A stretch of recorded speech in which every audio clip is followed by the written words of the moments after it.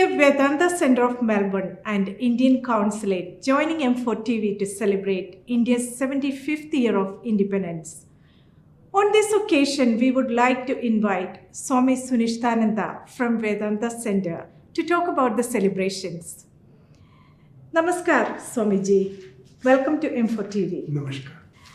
It's an interesting fact that the Indian government, as part of the celebration of India's 75th independence, is encouraging all Indians, as well as the Indians diaspora in India and abroad, to celebrate Swami Vivekananda's birthday in a grand way.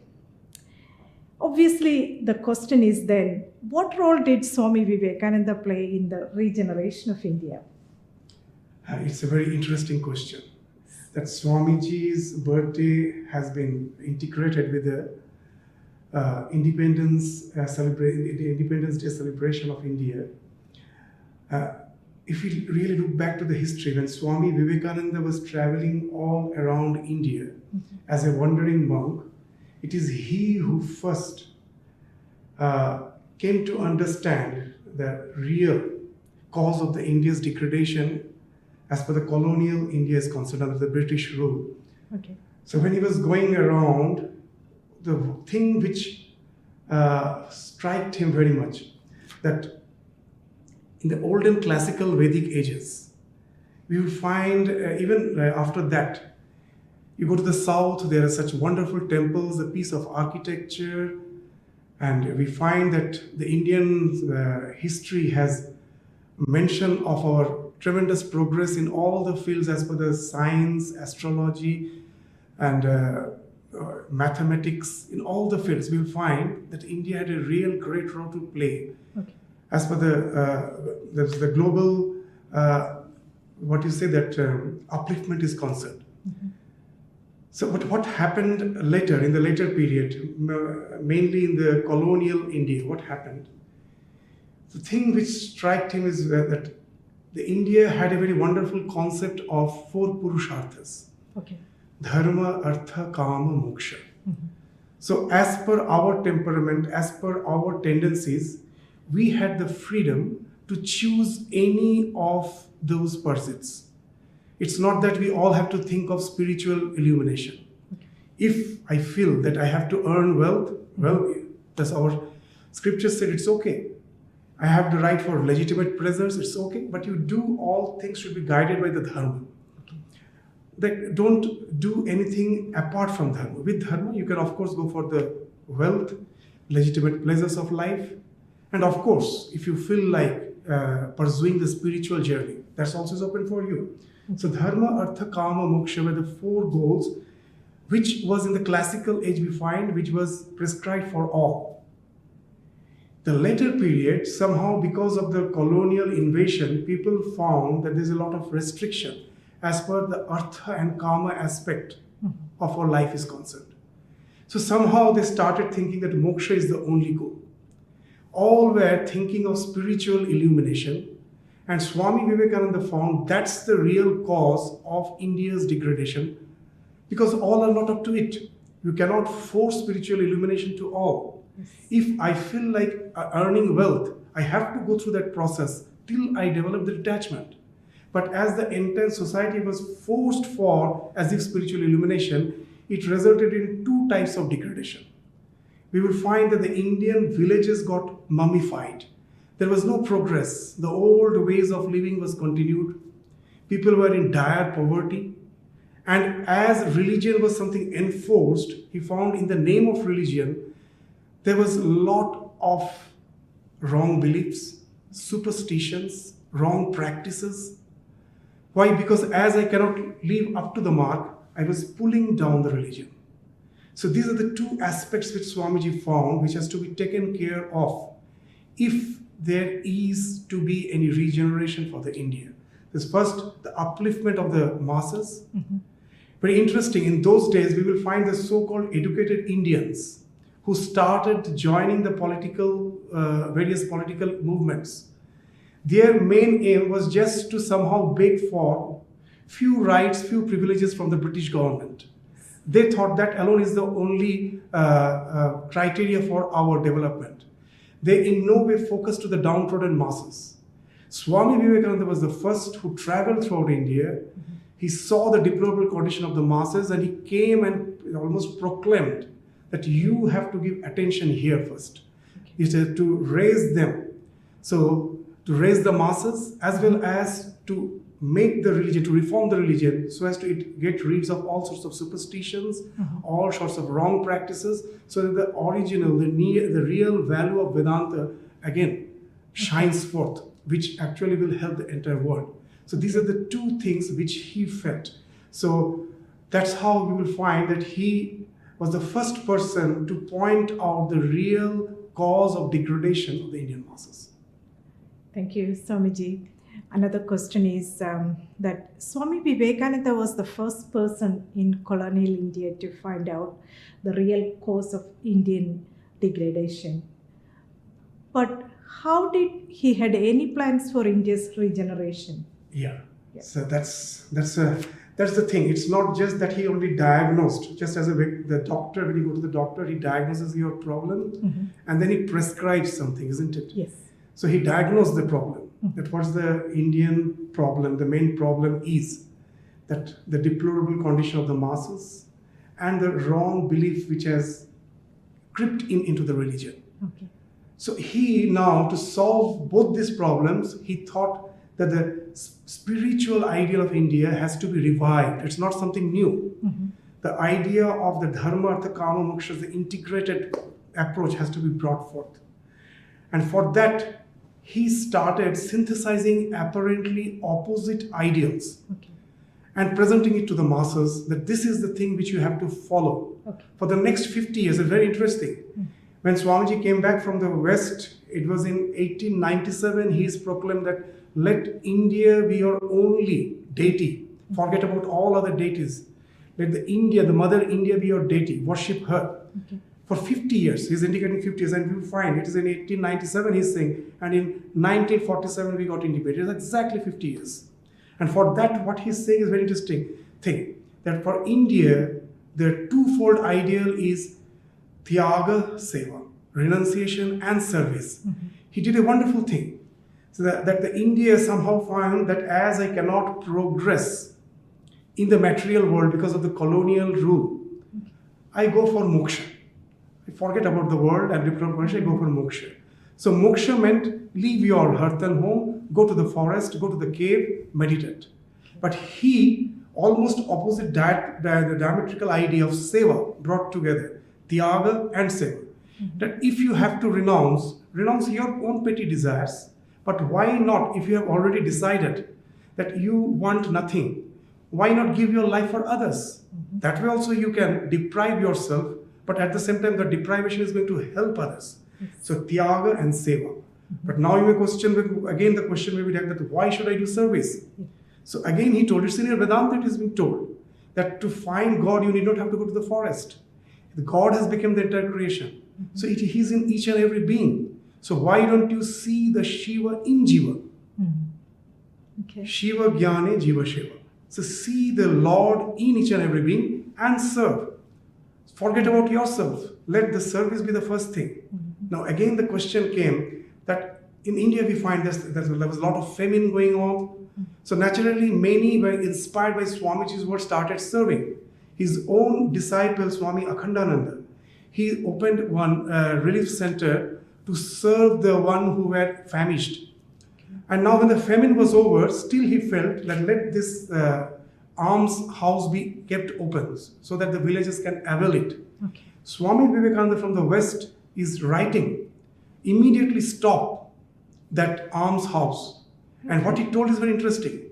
If you go on giving the entire wealth of the world to a particular village, it will get exhausted after some time. Again, they will spread their hand. So it's not just giving. To make a man stand on his own feet is the real seva. So that if you feed a man for one day, his hunger is gone for time being. But if you teach him cultivation, agriculture, his hunger is gone forever. So to make man stand on his own feet is the real seva. You will be very interested. Jamshedji Tata, inspired by Swami Vivekananda, started in the Indian Institute of Science in Bangalore, where the Indian students can get admitted and learn the technical education. Those things, Jamshedji Tata got inspired by Swamiji. He was only after business to really educate the masses. This idea Swami Vivekananda gave him. This is a wonderful thing that we will find as Swamiji is saying that the Vedanta can be integrated with Western science if you integrate Tyaga with Seva. If I have to serve, I have to make them men stand on their own feet. For that, technology is important. So there's again you see Vedanta and Western science. He's integrating. He's a man of integration. Wonderful. The almost opposite diametrical ideas is integrating. And again he's saying that in the process of integration, this is a very important factor. He's saying that 𝐓𝐡𝐞 𝐑𝐨𝐵 again, this has to be integrated. If you really want to bring technology to India. That we will say, what's this? 𝐓𝐡𝐞 speaks of the valor of the Kshatriyas. 𝐵𝑟ah্মতেজ speaks of the wisdom of the Brahmins. So previously what happened, the Brahmins always was thinking, they were all contemplating. They thought to work with hand is something low. The Kshatriyas were the valors. So there was never the integration of the head and the hand. They were thinking, and the Kshatriyas were always there for war, for administration. So if you cannot integrate this two, technology can never come.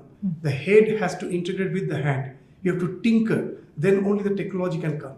You will find in the modern India that we find the CEOs all sitting all over, all the so-called Microsoft, Googles, everywhere the Indians are there.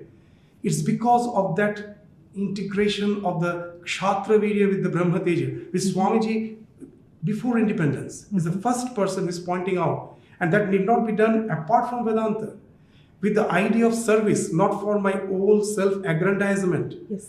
The service, and that service also based on the people, in man the God is there to serve them.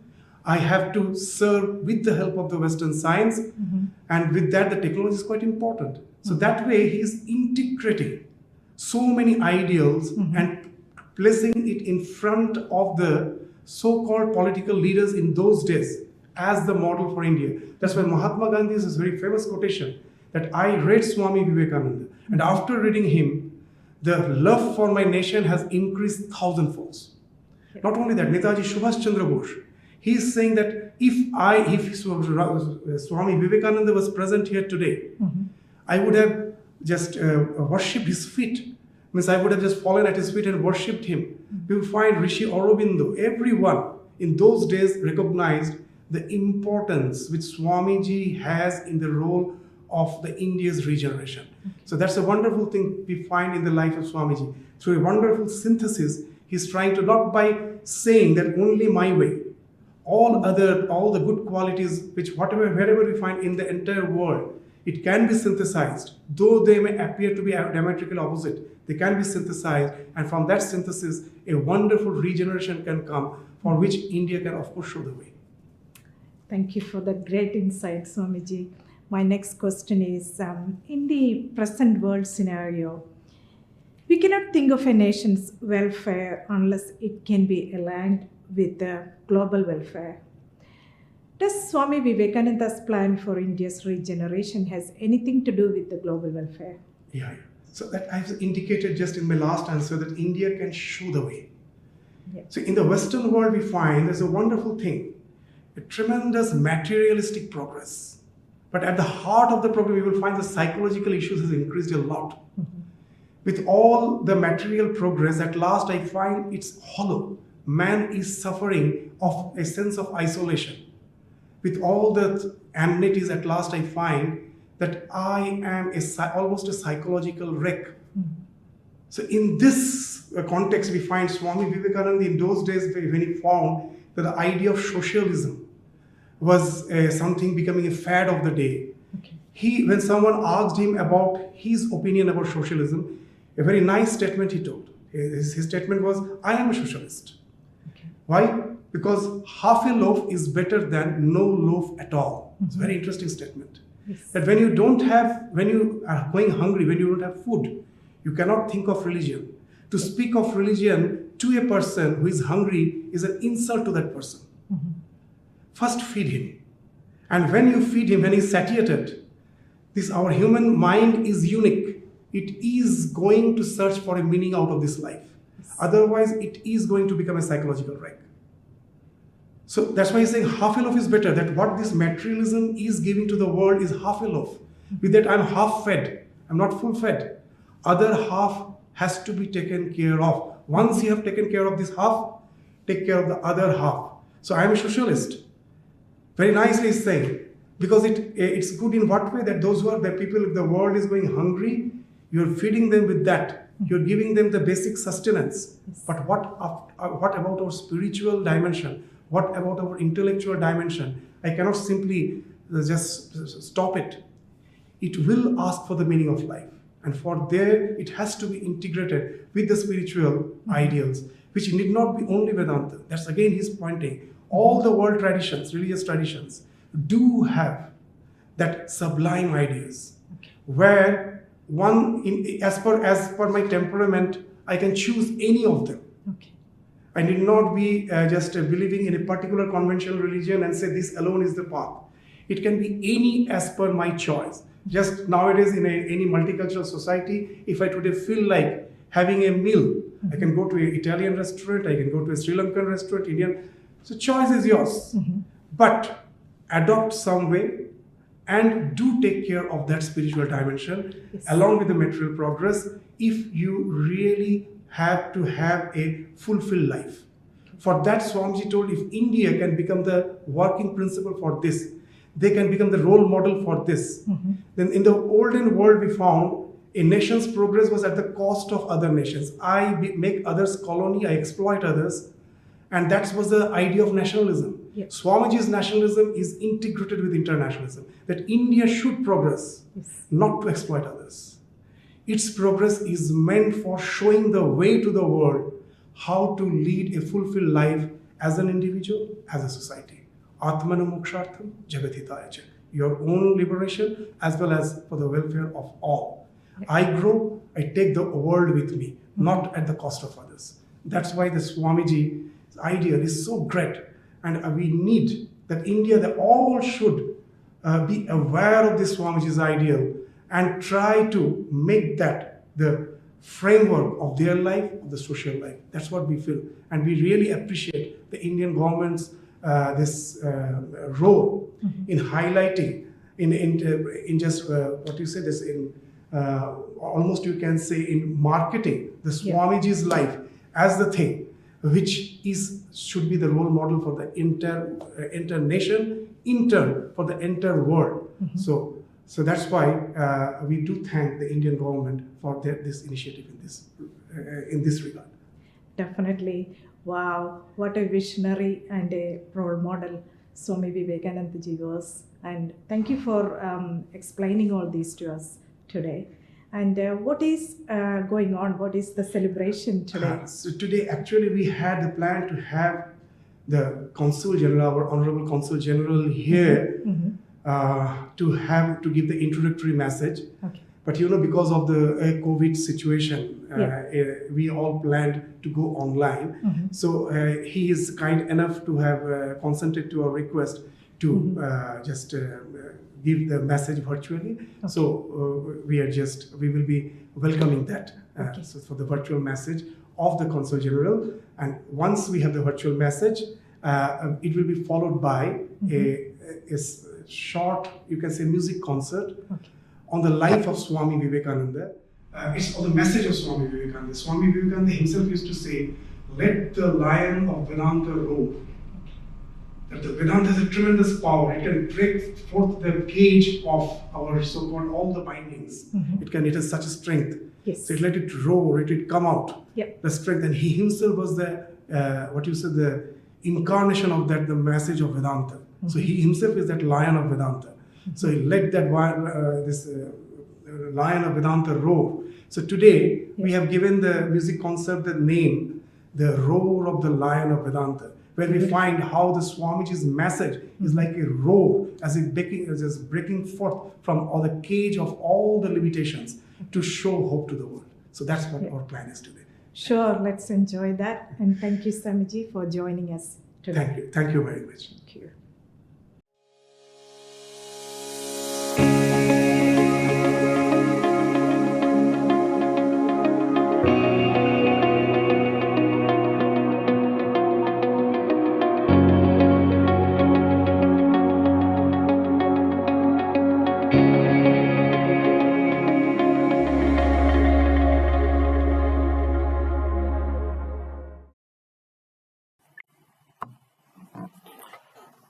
Namaskar, distinguished guests, ladies and gentlemen.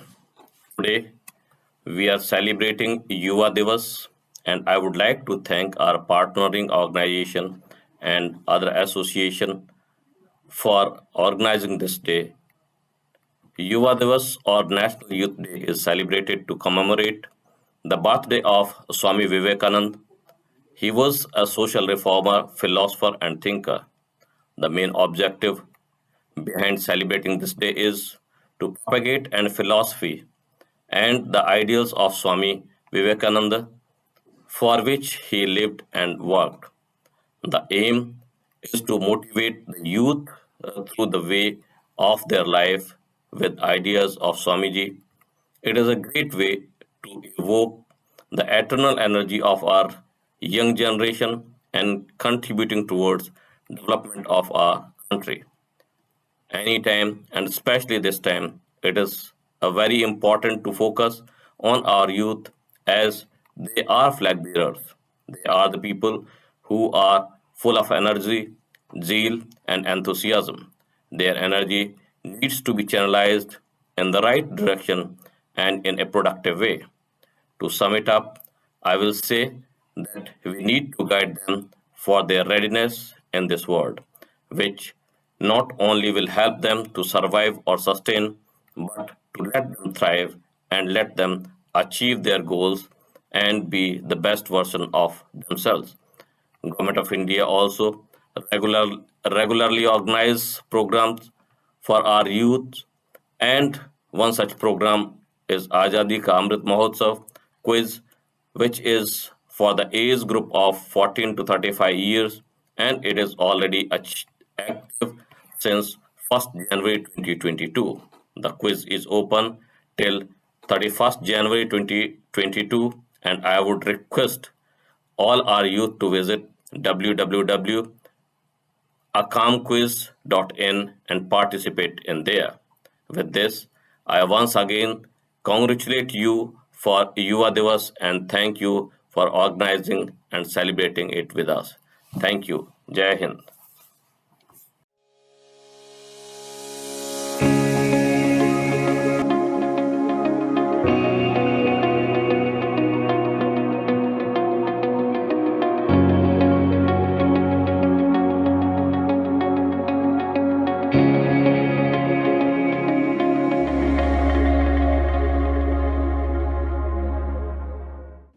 1976, the year of America's bicentennial celebration.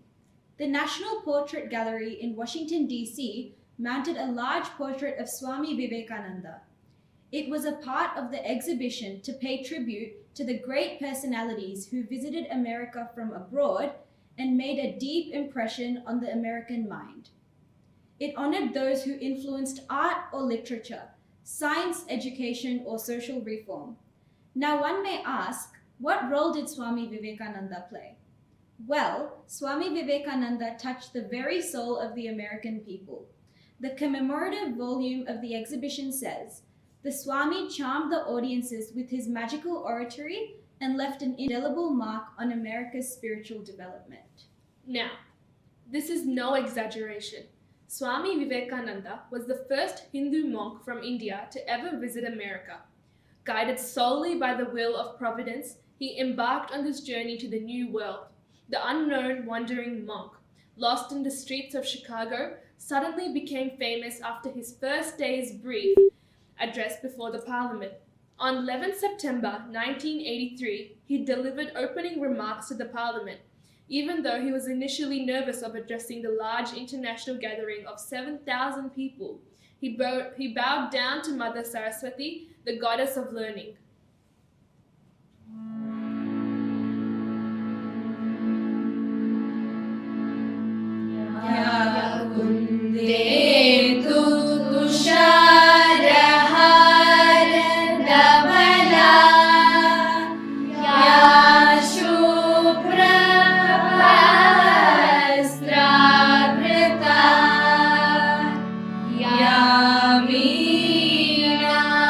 Varadan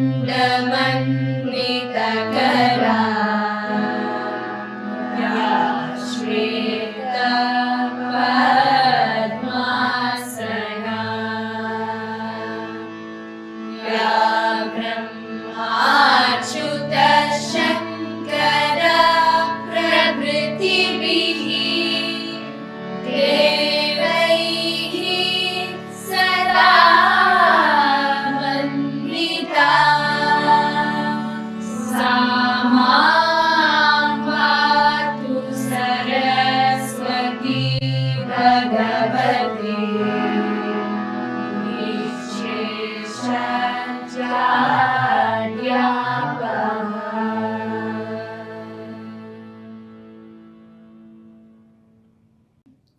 He stood up to address the audience. A select audience of nearly 7,000 enlightened representatives of different branches of American thought became thrilled to hear his message and welcomed him with sustained and thunderous applause. He captured the hearts of the American people. Crowds gathered in the streets of Chicago to see the picture posters of Swami Vivekananda placed on billboards around the city. Leading newspapers and journals published his words in bold letters. Some of these newspapers described him as a cyclonic monk, some as prince among men, while others chose to designate him by such epithets as warrior prophet and militant mystic. Contemporary leaders of American thought who met him were entranced by the radiance of his spiritual personality and his powerful message. Professor John Henry Wright of Harvard University told Swami Vivekananda, "To ask you, Swami, for your credentials is like asking the sun about its right to shine." America thus had the blessing of directly hearing a person of the stature of Buddha or Christ.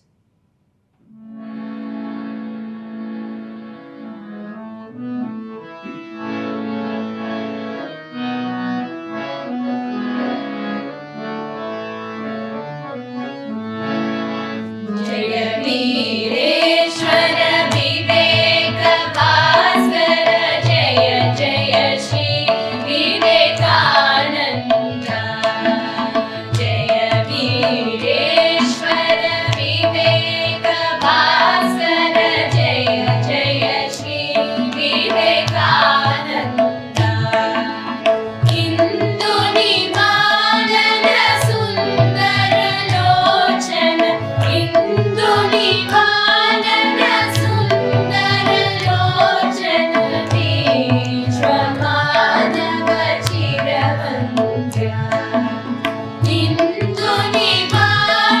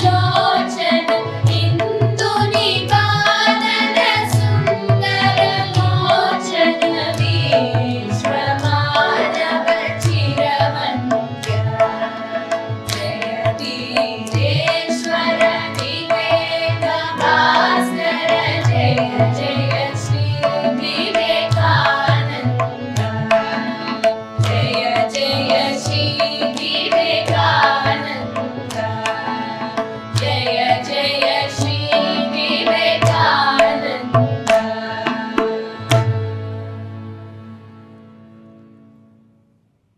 Swami Vivekananda be regarded as the prophet whose words carry the power of inspiration and transformation. He is the Lord Shiva incarnate, manifested with the effulgence of spiritual knowledge to redeem humankind.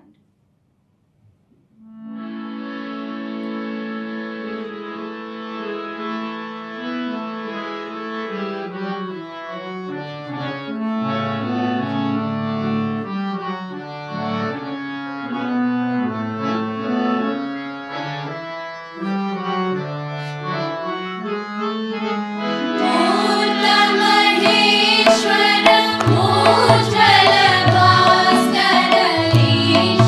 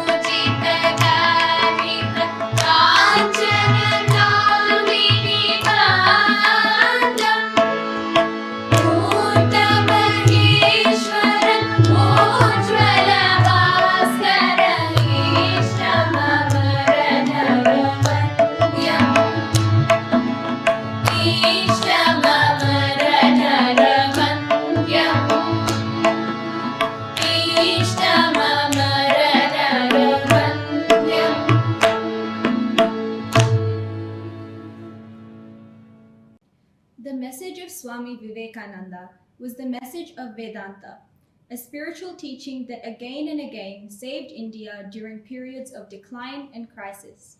The keynote of this message is 𝐓𝐡𝐞 𝐑𝐨𝐴 Truth is one. Sages call it by various names. Swami Vivekananda quoted a few lines from Shiva Mahima Stotra at the Parliament of Religions to highlight this message of unity in diversity. As the different streams having their sources in different paths which men take through different tendencies, various though they appear, crooked or straight, all lead to thee.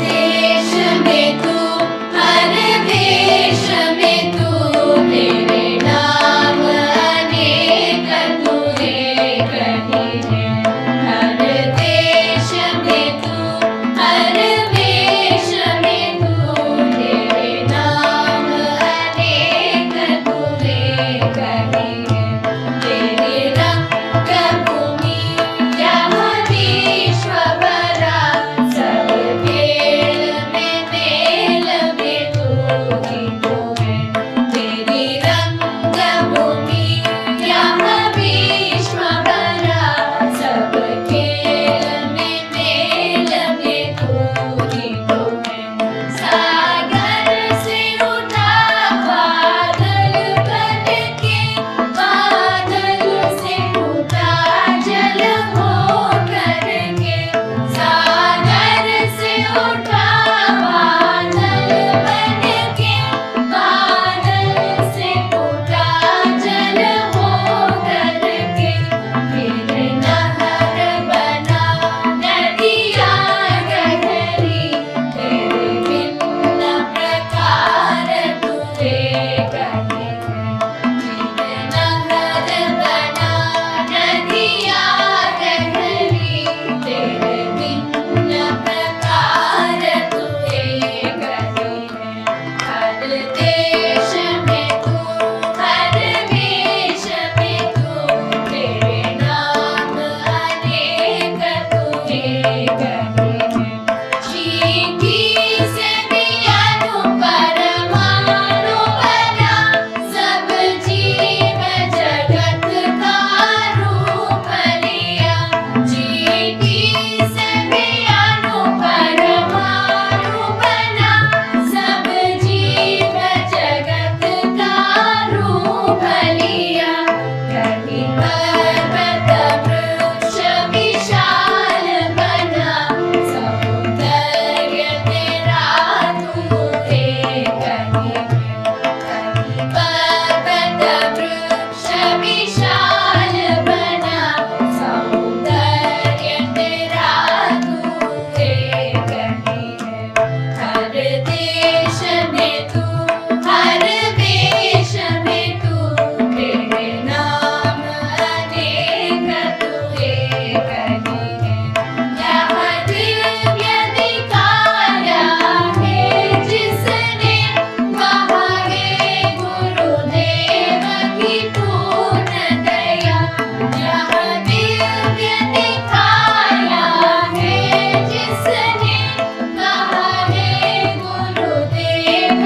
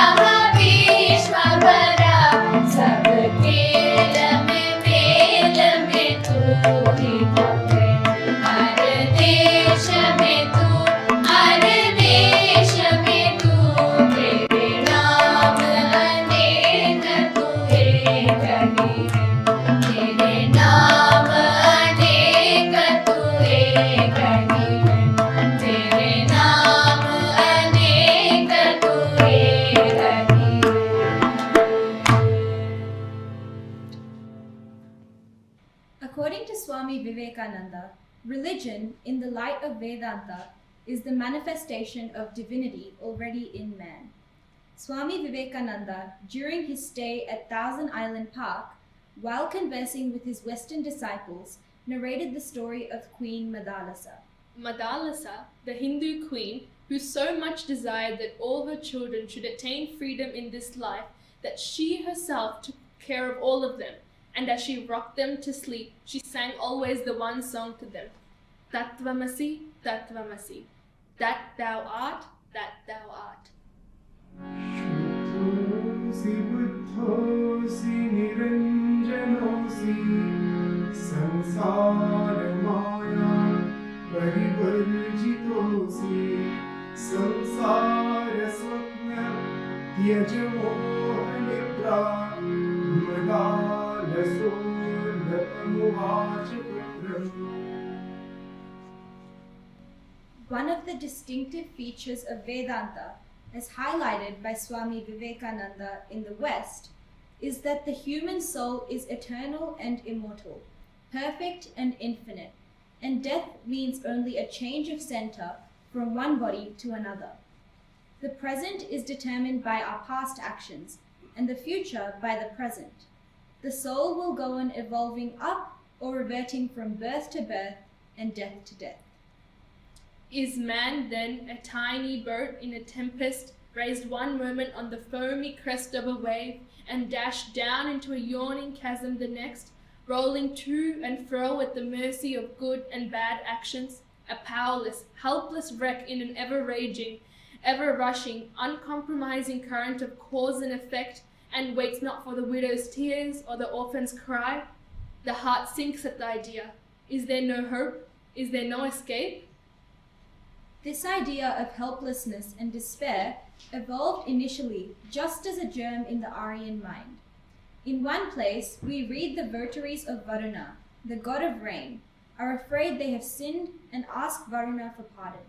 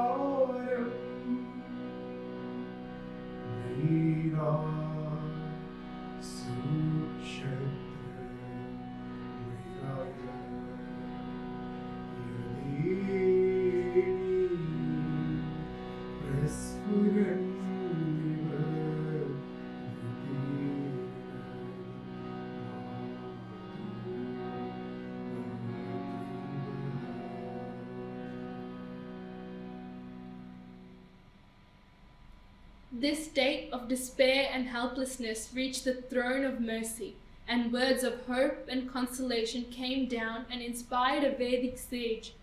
And he stood up before the world and in trumpet voice proclaimed the glad tidings. Hear ye, children of immortal bliss, even ye that reside in higher spheres. I have found the Ancient One, who is beyond all darkness, all delusion. Knowing him alone, you shall be saved from death over again. Srivantu Vishve Amritasya Putra आये धामानि दिव्यानि तस्तु वेदाहमेकं पुरुषं महान्तम् आदित्यवर्णं तमसः परस्तात् त्वमेव विदित्वा अतिमृत्युमेति नान्यपन्था विद्यते अयनाय नान्यपन्था विद्यते अयनाय नान्यपन्था विद्यते अयनाय. Children of immortal bliss, what a sweet, what a hopeful name, heirs of immortal bliss. Yes, the Hindu refuses to call anyone sinners. Ye are the children of God, the sharers of immortal bliss, holy and perfect beings. Ye divinities on earth. Sinners, it is a sin to call a man so. It is a standing libel on human nature. Come up, O lions, and shake off the delusion you are sheep. You are souls, immortal, spirits free, blessed and eternal. Ye are not matter. Ye are not bodies. Matter is your servant, not you the servant of matter.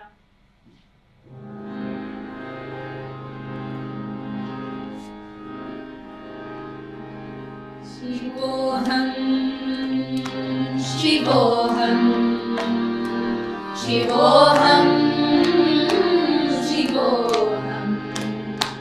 शिवोऽहं शिवोऽहं शिवोऽहं शिवोऽहं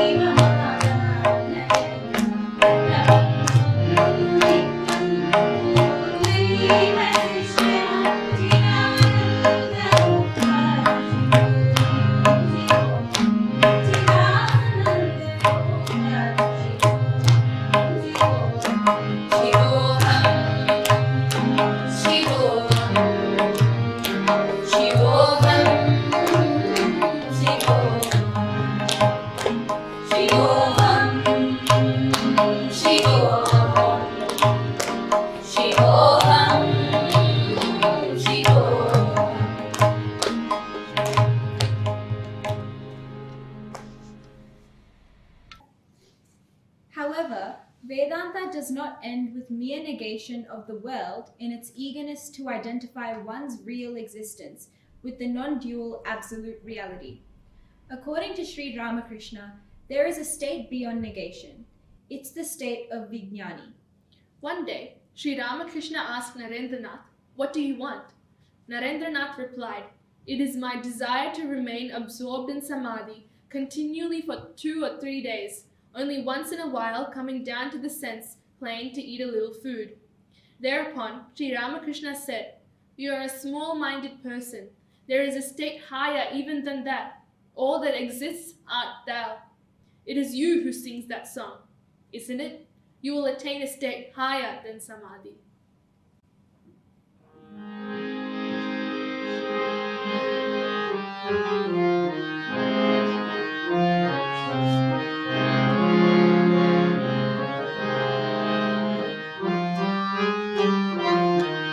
तुझसे हमने दिल को लगाया, जो कुछ है सो तू ही है। तुझसे हमने दिल को लगाया, जो कुछ है सो तू ही है। एक तुझको अपना पाया, जो कुछ है सो तू ही है। तुझसे हमने दिल को लगाया, जो कुछ है सो तू ही है। एक तुझको अपना पाया, जो कुछ है सो तू ही है।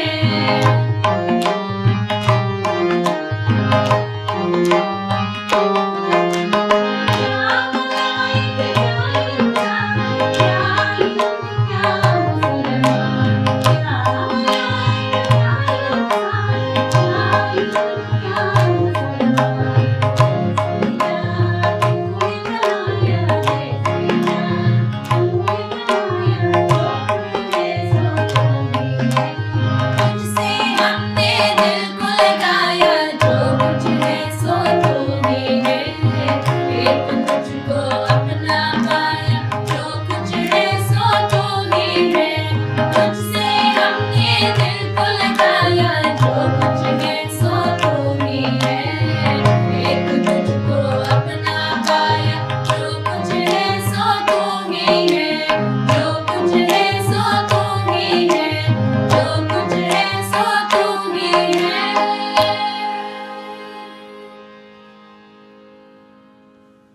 It is this message of harmony of religions, the assertion of the divine nature of each and every being, and the humanitarian aspect of Vedanta, which propounds the philosophy of serving all beings as the veritable manifestation of the divine, that was timely and powerful.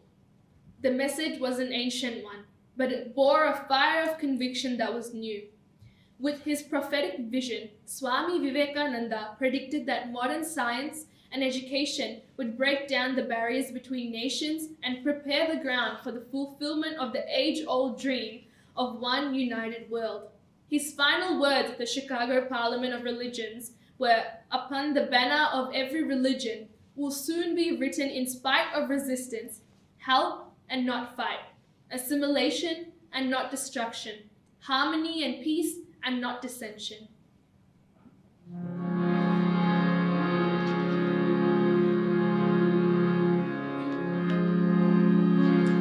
संगच्छध्वं संवदध्वं